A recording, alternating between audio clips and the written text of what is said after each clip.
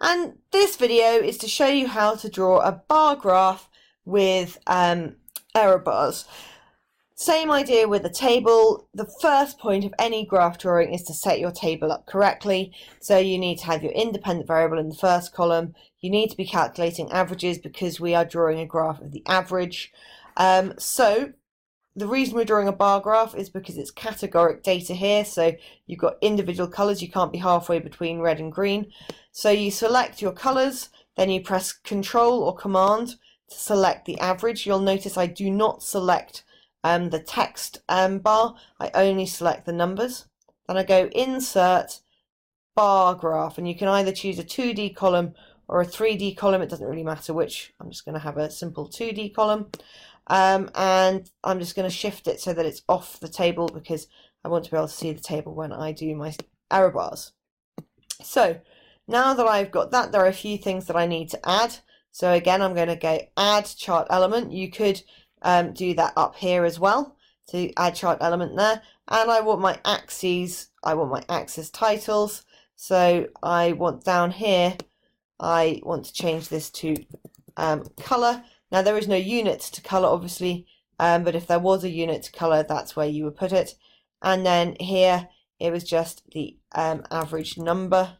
So I'm just going to change that so that it says average number.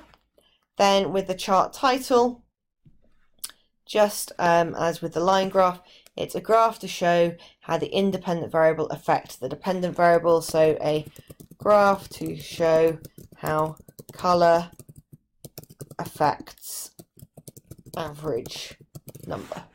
Okay, and that's that done. Now you can see that's kind of squished my graph a little bit. So what I might want to do is then just pull this back out again just so that it looks a little bit nicer. Now once I've done that, there are a few formatting things I could do. So if I click on the bars, you can see that that has now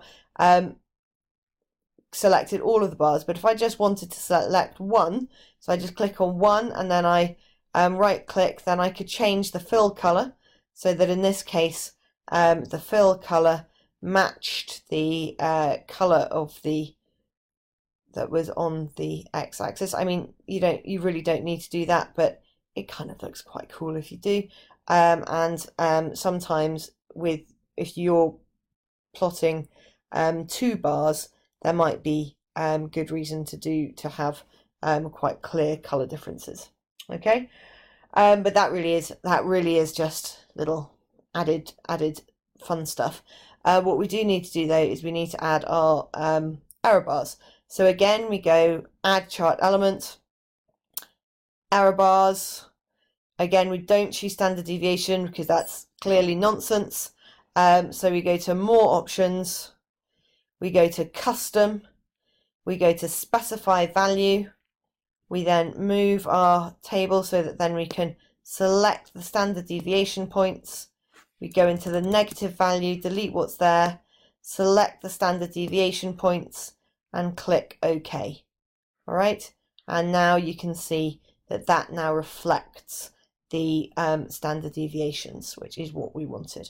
And that is how you draw a bar graph with standard deviation error bars. If you now want to take that bar graph and put it somewhere else, you click on it, you copy it, and then you can put it wherever you so desire.